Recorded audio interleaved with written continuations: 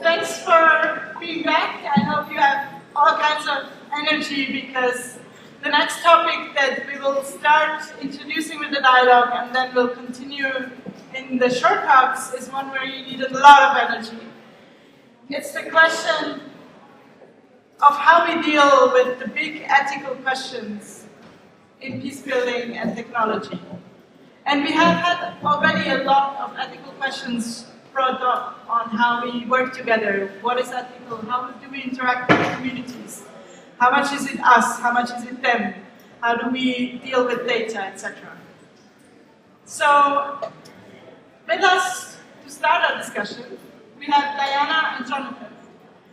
Diana Dajer, I pronounced it right. I don't think I have to introduce her because she's one of the Bill Peace Fellows. She is a Colombian lawyer working as a consultant at Purpose, where she assists in the design and implementation of projects to support citizen participation in the Colombian peace process. And congratulations on at least getting into the agreement now. She does that through the use of technology. And she's also doing a PhD in social legal studies at the University of Oxford. And as I already said, she's one of our fellows, and we like working with her quite a lot. So with her, we have Jonathan Stray. He is a data scientist and a journalist, and he's written for all kinds of interesting outlets like the New York Times, The Atlantic, Wired, Foreign Policy, and ProRepublica. I was just thinking before that it's actually all of the stuff I read. Apart from one Swiss newspaper, you have it everything covered. He also teaches computational journalism at the Tau Center for Digital Journalism at Columbia University. And he leads the Overview project, which is an open source visualization system to help investigative journalists make sense of very large document sets. So, welcome to you too. We have Colombia and we have Colombia, once with an O, once with a U, to discuss and dialogue on the question, what can peace builders in the global north and the global south actually learn from each other about the ethics of peacetech? And I would like to start with the question for you, the simple one, why ethics? Well, thank you for that kind introduction, and it's great to be here. And I want to take also time to thank Bill Peace for organizing this conference and also giving us the time to reflect on ethics in peace building. And it's a very useful question because often we think about what not to do, what could be wrong to do. But what ethics does is that it brings the question about what is good to do. Because it's not only useful to think about what could go wrong, but what can we do good and how can we do it in the best way possible. So that's why we think that ethics is relevant into the picture. So we can think about the population that is going to be affected by the tech tools that we're bringing into the picture for peace building, how these tech tools could not only do good for them, but also do them good in the best way possible. Hi everyone, and thank you. Yeah, so ethics is the easy question, huh? As Diana said, we have basically two ethical questions. The first is, should we intervene at all? Because it's not clear that doing anything at all is the right choice in any particular conflict. But on the other hand, maybe we have a moral imperative to try if we think we can improve things. And the second is our intervention any good? And it's not just a question of wasting money or time. It's we are burning the goodwill of the people we're trying to help if we are doing something ineffective. We heard about NGO fatigue yesterday. And also that money could be going to programs that are effective. So it's not merely wasting resources, but taking resources away from better options. So those can be serious problems.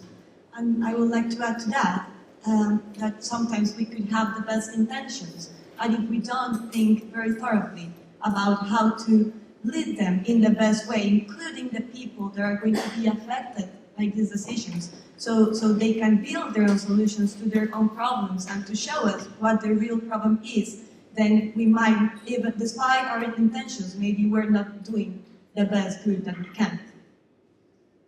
Great. Thanks for getting us started on why the ethics part of the question that we're discussing is important. But how do you see, why are you discussing between the global north and the global south? Why do you think it's important? So I found a slide for this.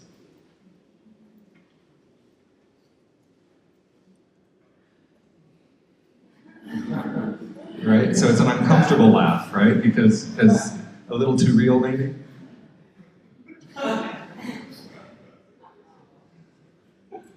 But when we were talking about this yesterday, we came up with another answer, which is that, broadly speaking, that most of the technology development is happening in the north, and most of the conflicts are in the south. And so we have this disconnect between the two communities, between the people who are working most deeply in tech and between the people who are working most deeply in conflict. But sometimes the lines are very blurred. The definition between what's north and what's south, it's often not clear, but there are lessons that can be taught between some contexts towards others about what works, what doesn't work. And a dialogue, it's important because sometimes we often face that we have the same questions. How best to include people, how best to include governments, how can international cooperation jump in the best way possible? What is the technology that is the best one for the problem, and how to bridge the digital divide? Often there are questions that are common to both contexts, so it's good to have a dialogue to see what lessons can be learned between those two. And even on this panel, the lines are blurred, right? I'm a Canadian who's worked in the South, and you're a Colombian who's studying at Oxford, so that's the real world. So we have enough to bridge those two worlds. Diana and Jonathan shared with me earlier that they have already started discussing actually what kind of lessons they can draw on ethics in peacetech, and they came up with 4 lessons. And the first lesson was working with people.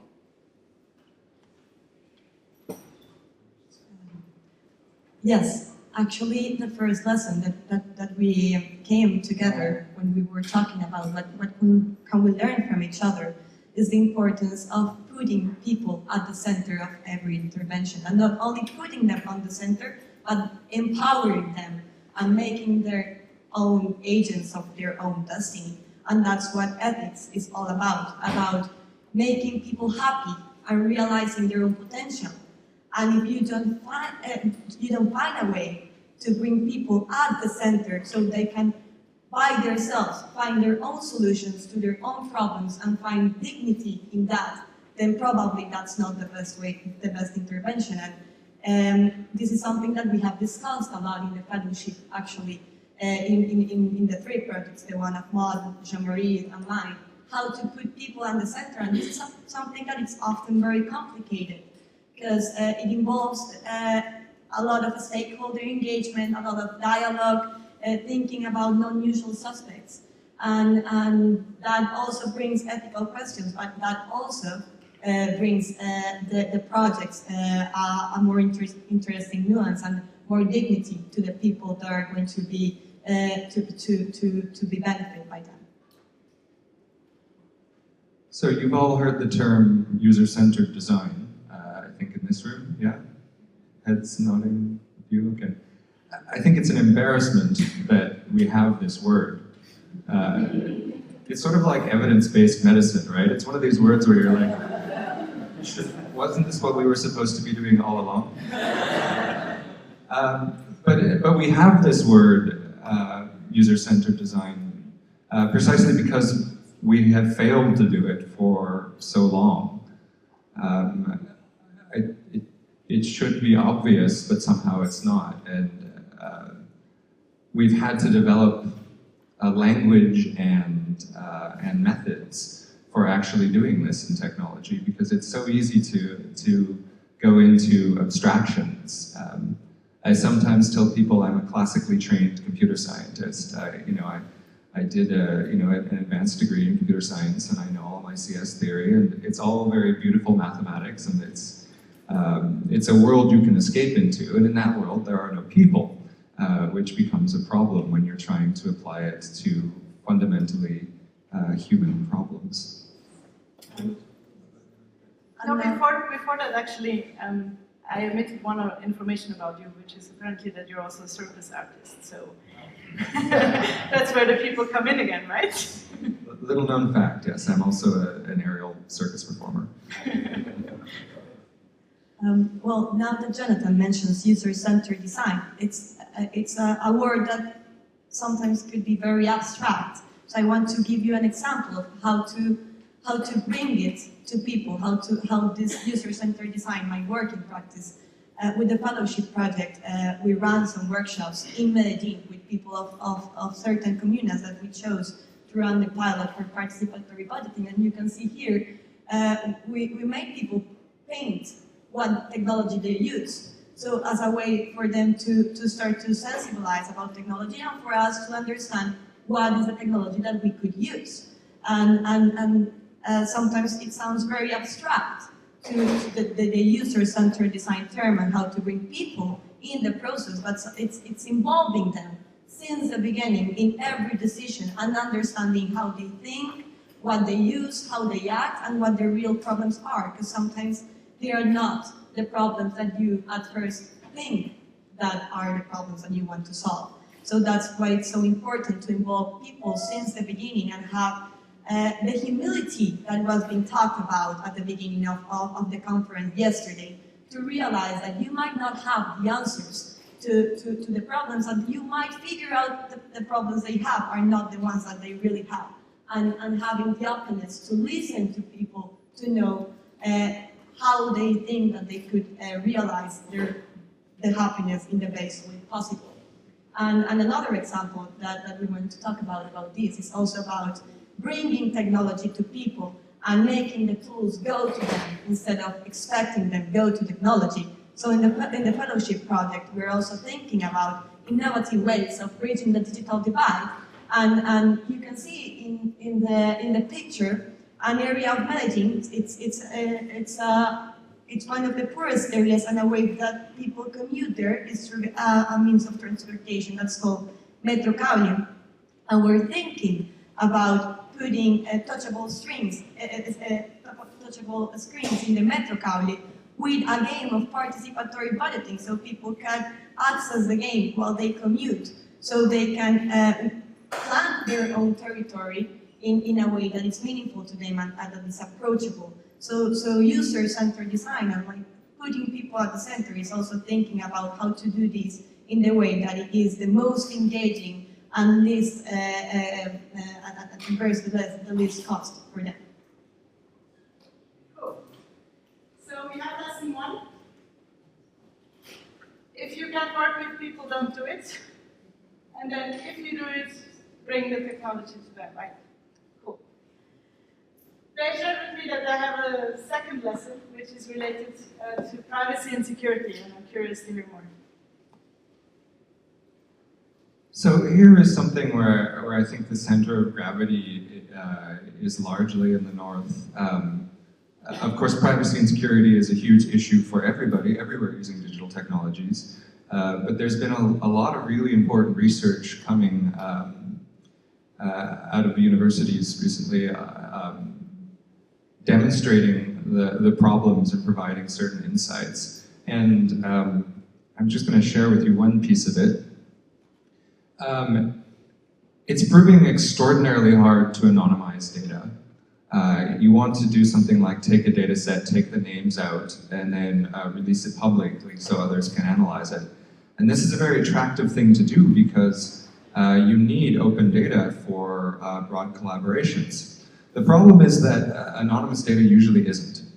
So in 2013, someone filed a Freedom of Information request with the New York Taxi Commission and actually got this amazing data set of every taxi ride in 2013 in New York City. And so they had the pickup time and the pickup location and the taxi route and drop-off time and the fare and also the tip. So no names, right? There's no identifying information.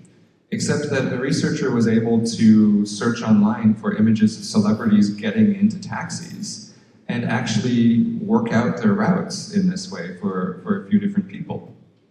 So this is a route that Jessica Alba took, and we know that she didn't leave a tip.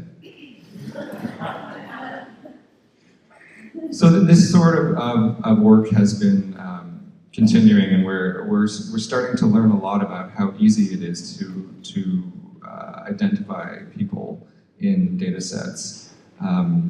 And also, on the bright side, some of the ways in which we can make this harder.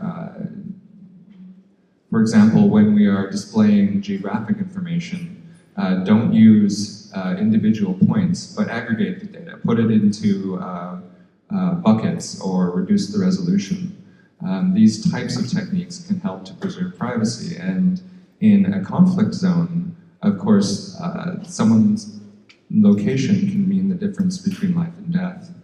So I think we have to take this very seriously and keep track of what is known, because if a researcher is doing this, you can be sure that a conflict actor is trying to de-anonymize your data and use it for military purposes. And just to add to Jonathan's insight, it's not only about how to create privacy and data security for the actual program or app or tech tool that you're using, but also creating safer spaces for use for the user.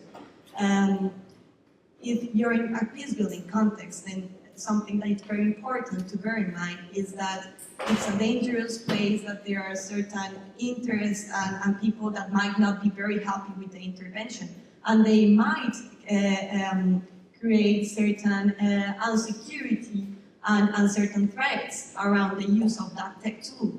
So it's not only about having about thinking very carefully about how to use the data and how to make it private, but also allowing safer spaces for the people to use it. So for instance, if you know that the technology is going to be used in a space that is very close, that is very easy for the armed groups to capture, then don't do it there. Try to think about open spaces where people can feel more comfortable around it. And I want to give a shout out to the Responsible Data Forum. How many of you have heard of these people? Yeah, you should all know the Responsible Data Forum.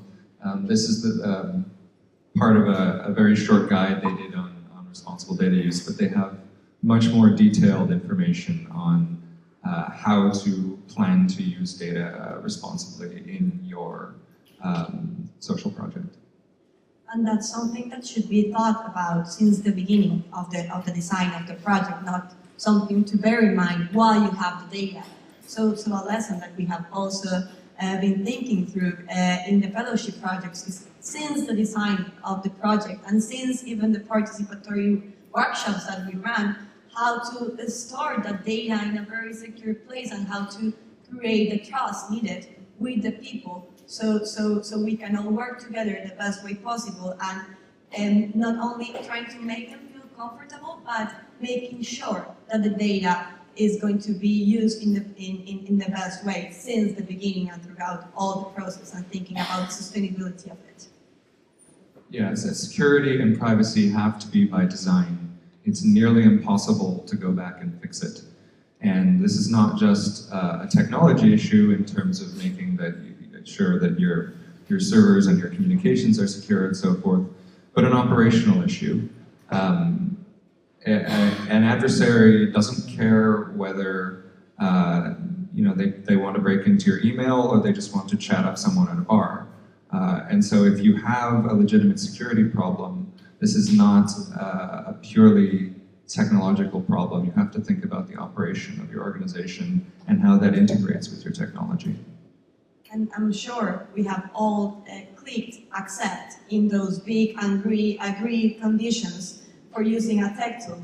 And a peace building scenario, that's something that is not possible because we need to make sure that every participant is aware of the consequences, both in the social aspect, economical aspect, and legal aspect of using the tech tool that they're using. So please avoid the agreed terms and conditions way of asking consent, because if you want to put dignity in the center, you need to be to make sure that people are aware about what will happen with the use of that tech tool. Yeah, I just hope they don't do what I usually do, which is just click that box and then go forward. I have read and agreed to the terms and conditions is the biggest lie on the internet. Totally. So that was lesson 2. I'd summarize it as there's always someone out there who will abuse your data because we're in conflict contexts. And what you said there, once data is out, it's not turning back, so you better fix it from the start. More or less. Now, the third lesson that they gave me after working with people is key. Privacy and security are key. Was sustainability is key. What do you mean by that? Often, with tech interventions, there are a lot of expectations that can be raised, and this is something that we have talked through with Elena a lot, actually, in the fellowship project. What kind of expectations can you build with people whenever you introduce a peacetech project, and how to live upon those expectations in a way that you don't not only not create a better situation for the people, but also because you didn't fulfill those expectations, then you make it even worse. So thinking about sustainability since the beginning and as a lesson in peacetech means about trying to not only develop a very cool app that can be used or a very interesting project that is one shot, but that also thinking since the beginning, how can you make it sustainable in time, both in terms of organization, in terms of finance, in terms of the stakeholders that are going to use it, and also in a way that it's the people that are going to use it, the ones that are empowered and the ones that feel ownership around it. So most of my experience building software is in the journalism space, and we're now at, I don't know, maybe the 3rd or 4th generation of tools for journalism. There are big funders in the space, like the Knight Foundation, who's also supported my work. But almost everything that they've funded is now a GitHub repo collecting dust. In fact, this model, this idea that we're going to build an open source tool and it's going to be adopted and everybody will use it and so forth, is basically wrong. It almost never happens. And I was able to find some data on this. This is from OLO, which is an index of about 500,000 open source projects. And most of them haven't been touched in the last year. Most of these are dead projects. So rather than thinking about building a technology solution as writing code, we should be thinking about it as building a software organization, if software is the thing we need. It's very tempting to hire a contractor with your grant money, or maybe get a student or a volunteer, but software is never really finished. There's always new features that need to be added, and there's a phenomenon we call bit rot, which means that working software gradually stops working. You upgrade the OS, and the versions are wrong. The server needs to be restarted. Your vendors change components on you. Rather than thinking about writing the code, think about building the institution that keeps the code alive. And that brings us to funding models, of course. Grants are not a funding model, not really. I think we all understand that. This has led to renewed interest in engaging with the private sector. So you've all heard of social enterprise. Of course, there's very few examples of that working well. I think we need to study those examples as well as studying the failures. And also, I think we should seriously consider the option of not writing the software ourselves. I spend a lot of time convincing people not to make software. No, it's true. For two reasons. First of all, if anytime someone tells me they want to build a platform for something, I ask them what's wrong with Facebook? What's wrong with a mailing list? What's wrong with Ushahidi? What's wrong with the other 10 things that already exist? And the answer is always some version of, oh, but we want it customized, or there's things that it doesn't do, and so forth. If you're going to build any sort of platform for anything, you need to have a very good reason why the existing software doesn't work for you, because that is a huge and expensive thing to do. And by very good reason, I don't mean that you have some idea of what you want the user interface to look like that it doesn't look like. I mean, you are doing some process that is not supported by the software. In fact, the software you write should be to automate or streamline a process that is already working. I don't want to see people writing code until they've already got it working on paper. You want to build a system that sends SMS notifications? Send them yourself for 6 months to make sure that your idea is working. You want to track things in a database? Use Google Forms in a spreadsheet. Until you have a manual process working, you have no idea whether your process is right, and you shouldn't be writing code at all.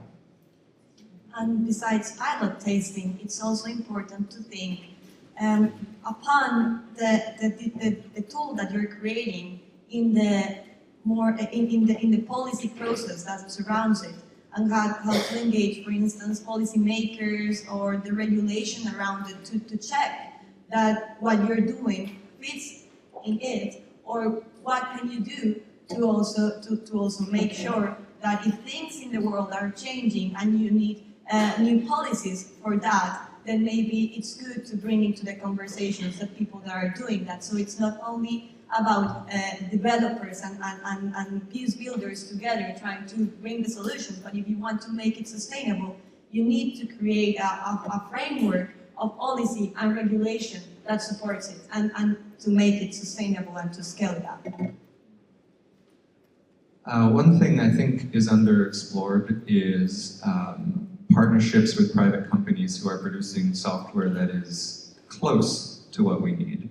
So, for example, can we take our grant money and pay a commercial software vendor to add the features that we need?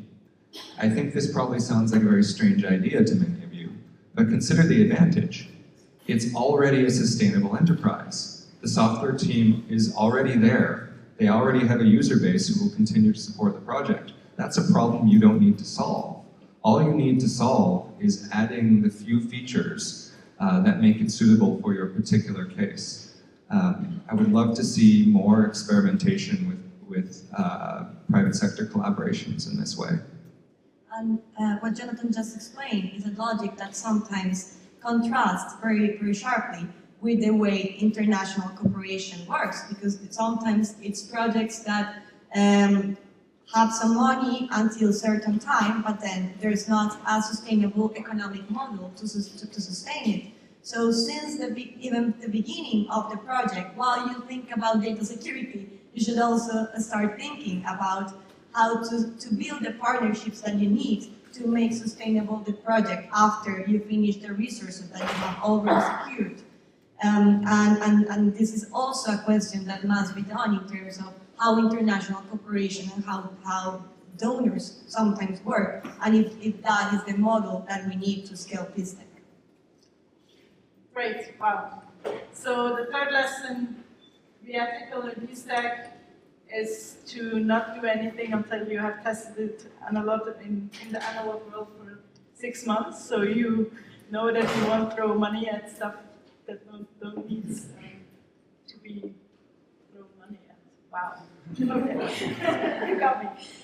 We have a fourth lesson, and that is related to impact. Just to add, before going to impact, in the projects in Colombia that we're doing with purpose, there's a saying that we have often made very, very popular, which is, if you're going to fail, but fail quickly and fail cheap. Yeah. Great. All right, let's talk about impact.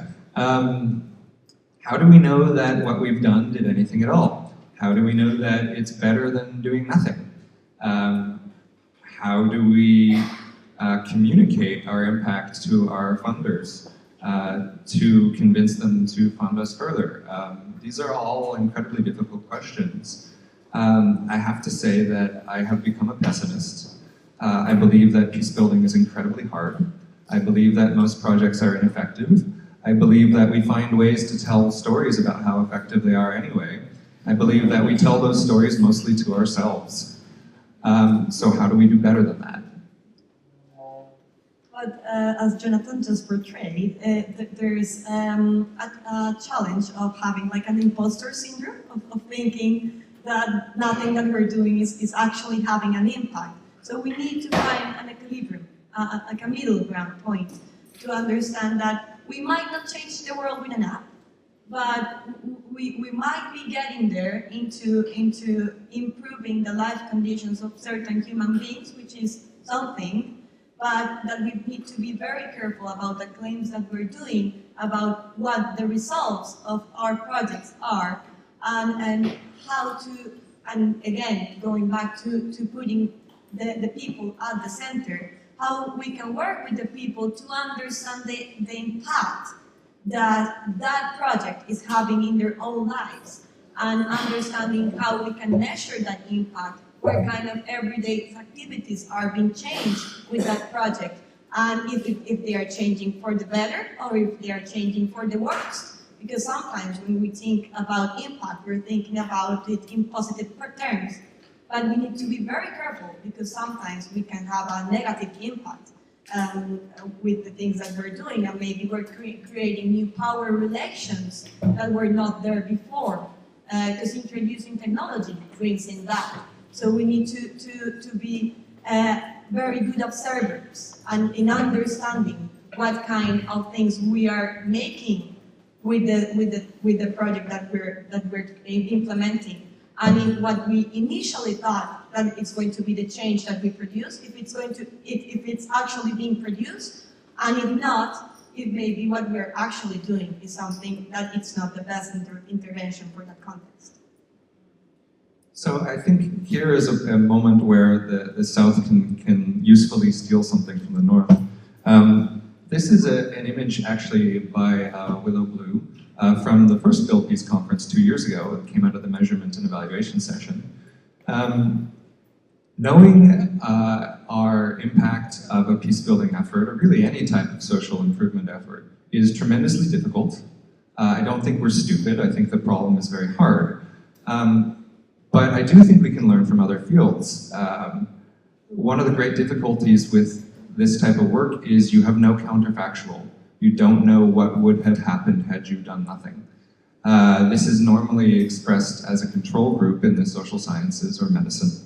Control groups are very problematic in peace work for many reasons. Many situations are unique. We don't have another Syria.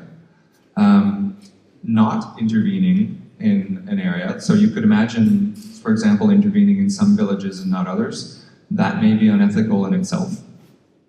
But there are options. There are a lot of smart people who have worked out ways to get around some of these problems. For example, rather than not intervening in our control group, we can try 2 different methods in different areas and compare them. Or we can look at changes through time. Try something for 6 months, try something else for 6 months, and learn iteratively, and so forth. It sort of gets arbitrarily sophisticated. There's analysis of historical case studies. There's regression discontinuity designs, where you look at the people who were just excluded from an intervention. There's all kinds of methodology. that is mostly not being applied in peacetech.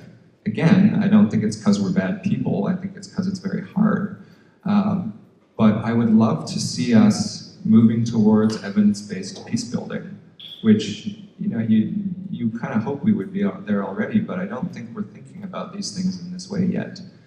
And I don't think that we're going to be able to transpose these methods directly from the social sciences. They're going to be adapted, and that is the work that we're going to have to do as we cross the divide between tech and peace. Thus, bringing the impact evaluation question and the ethics in this question is how best to measure what we're doing and how to be transparent about it so we can create new conflicts due to the intervention that we're creating. So, as Jonathan just said, choosing a group to intervene means that you're not choosing another one, and that this might create conflicts within the communities. And you need to be very open about why you chose that place to start the pilot, and what will happen after that pilot finishes, and why you need to be transparent with the community you're doing it and with other communities, and to involve them in the dialogue about that and in that decision making, and not just jumping in to do it without informing them, without bringing it into the decision making.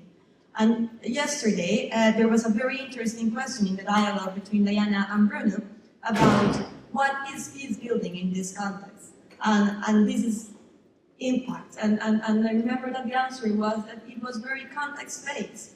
But if you bring the ethical question to the picture, then you need to engage with the people to understand the context and to understand in that particular context what does peace means, because that might not be what you picture in the initial place that peace might mean in that situation. So you need to be open and listen to what peace could be in that situation in order to understand what impact really is if you want to achieve it.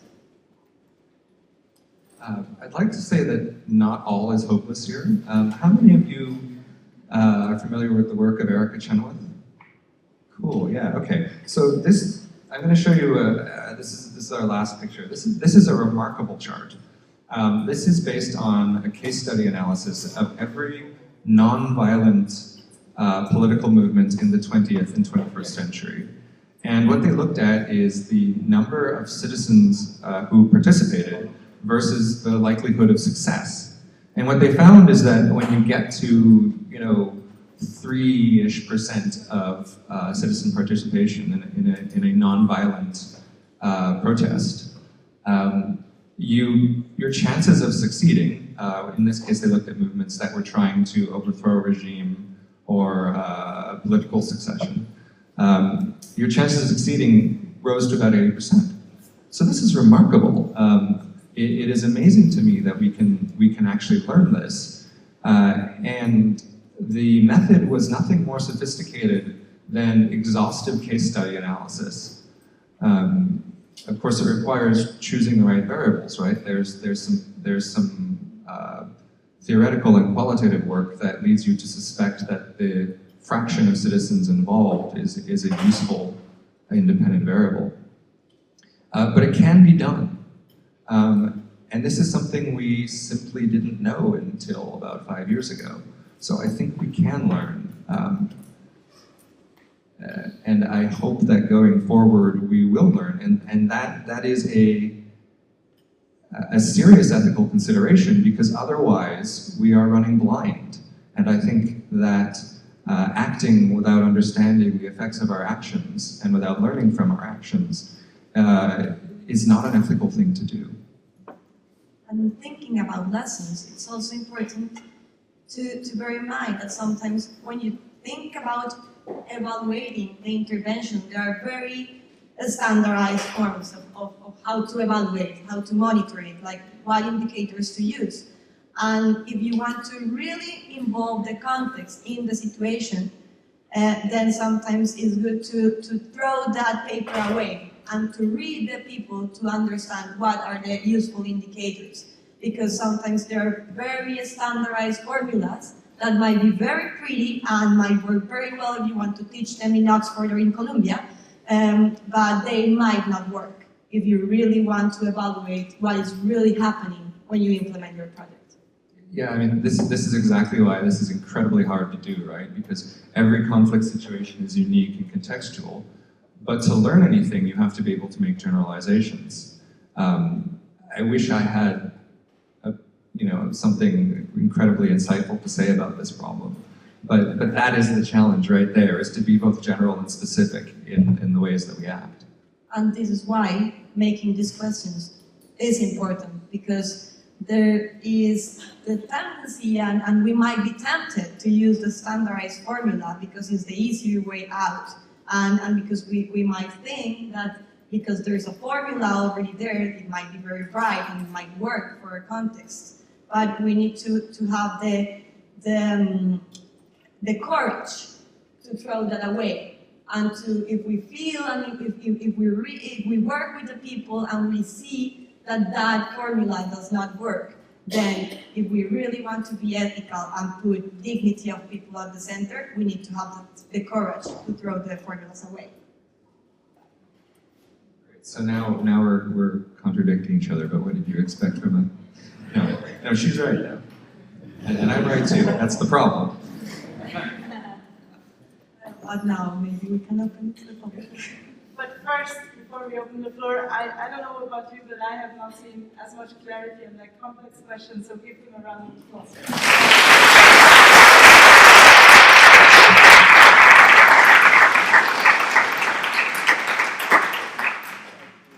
So, who would like to react, ask questions?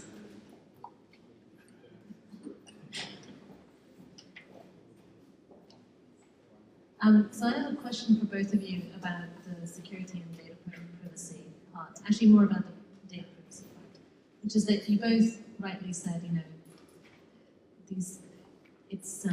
it's very important for people to understand the risk that they're taking by putting out their data, and in a conflict context in particular, if you're asking people to use an app, then it's not enough for people to just check a box and agree to terms and conditions. And I understand what you're saying, and I agree. I also think it's impossible to do. And so what do we do, right? I think it's too high a standard. I don't think it's possible to have people fully understand the privacy risk that they're putting themselves at. And so my question to you is, what is good enough? Because otherwise, we can't work with data in complex settings. And I can tell you what my answer is. I think it's good enough to make an effort to educate people and engage them in a conversation about the risk they're taking, and let them decide whether they want to take a risk. And I know that that's a problematic answer also.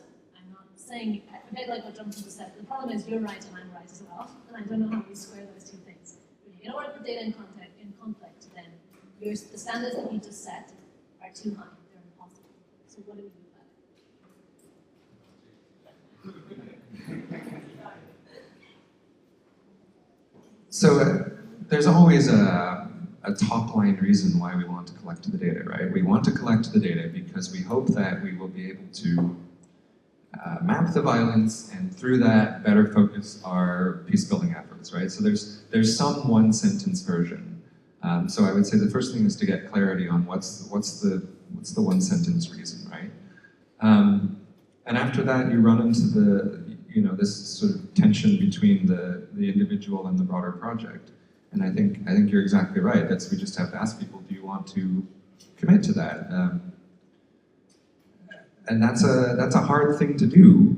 On the other hand, one of the things I see working with activists in repressive regimes is they wouldn't be talking to me if they weren't already willing to take a risk for something they believed in. So that's not for me to decide either. Risk is a very personal, it's a very personal thing. There's no such thing as objective risk, or at least objective risk tolerance.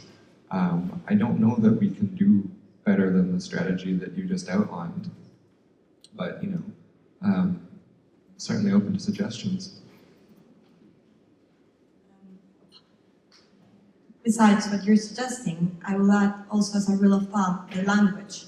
sometimes we're used to use a very technical language that doesn't resonate with the people we're working with. So when we're talking about very catchy terms like the digital divide, peacetech, user-centered design, and we use them because we're used to speaking with people that use them all the time, we think that a person that is going to use the tool knows what that means.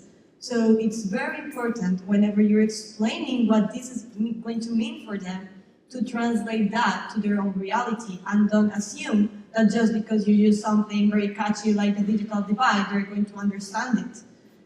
So I will start with language and translating that very technical thing that you're doing into something that resonates to their own reality. And something that is also very important is to give them the time to make questions, which is something that we don't often do. Have you ever seen and agreed to the terms and conditions that allows you to make a question in a very easy way? And this is something where, even though we're used to technology, which is something that doesn't give that much time for human interaction, where you need the human interaction. So they feel comfortable asking a question if they don't understand something, and you give them the time to process the consequences of what's going to happen with the intervention that you're making. As you were saying that, it occurred to me, has anyone ever user tested their consent form? We could just test that you have. Fantastic, okay. Yeah, so that may be best practice, right? We could test the language to see if people understand it.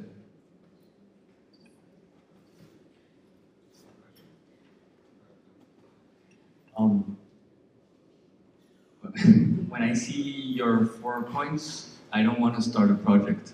It seems too it's like it's going to be Mission too difficult. accomplished. No?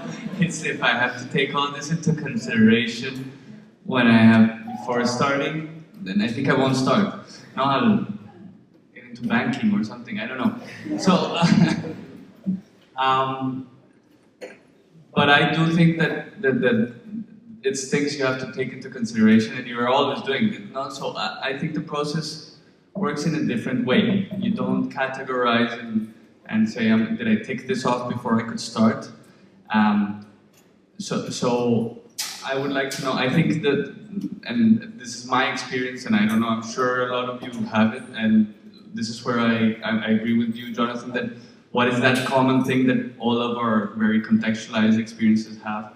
But I think the point where you start is keep it simple and keep it humble. No, you start simple and humble, and that's where the process sort of starts generating and evolving and all that. So this is kind of a question for you, but like for everybody. And it's like, what's the first thing, or what has been kind of the start-off point that has been successful? Because that's more of the optimistic kind of approach of how do you start, no? And if you know of where I started that was successful, that could give you an insight of, okay, I'm going to start. I'll be motivated. I'm happy to take that one because you just described a process that we lived during the training session of the fellowship. So we have this amazing week in Barcelona with Elena and Jen and Jacob and the 3 fellows learning best practices in peacetech. And it got to the point where we were being questioned a lot in all these issues about our projects that we just wanted to go outside and cry. Because we didn't, at least I'm describing my experience, I didn't feel up to the challenge. I thought that I was doing a terrible job, that in terms of all those questions, I didn't have an answer. And that's a process that was very useful for me to live, to have the humility to know and understand that maybe I don't have the answers, but at least I have the courage to accept that I don't have them, and to, despite that, at least wanted to give the first step. So this process, it's good to have it. It's good to question yourself and take yourself up to the limit until you think that there's no way out, because that's something that if you don't do it, reality is going to do it for you. So even though you don't have the answers, at least you have the time to think about what the best answer possible might be, so you can build a plan upon that. and give yourself the time to feel and think and theorize what's really going to happen when you're going to implement this that might affect for the good or the something. And if after you do all these questions, your ethical decision is maybe I don't see a way out because the ethical dilemmas are just too high, maybe a good ethical decision is just to say I'm not going to do it. But when you do all the checklists and you say, okay, there's all this bunch of questions in terms of ethics, but despite that, there are certain places where I could start working, then do it. Nobody has done it, but maybe because they haven't got the skills that you have. So try to do it, and if you fail, nothing's going to happen because you're not going to run the big company in the first place. You're just going to start to pilot something very small. Okay. So I'll give a short answer to this. For me, there are two guideposts in the early stages of a project. First is build to test assumptions. Don't build the thing you think you want. Build the thing you need to check your assumptions, because you're going to be wrong. Just assume you're wrong and figure out, prove your idea as fast as you can. Do it on paper, do it with Google Forms, do it by hand. Check your assumptions. You build when you know that you're right. You don't build when you have the idea. And then the second thing is have users, which seems stupid, but they're necessary. And I don't mean like abstractly, this is going to be used by citizens. I mean like names of people, a particular organization, be able to point to actual people who will be your test users. Because without that, you're going to flounder for a long time. And where you're trying assumptions, you might start in a chicken and egg dilemma where you don't know like what the assumption really is. It doesn't matter, like go in a very simple way to build a very simple assumption and then test that and then build upon that. I'm sorry, we have to close this now. Please give another round of applause.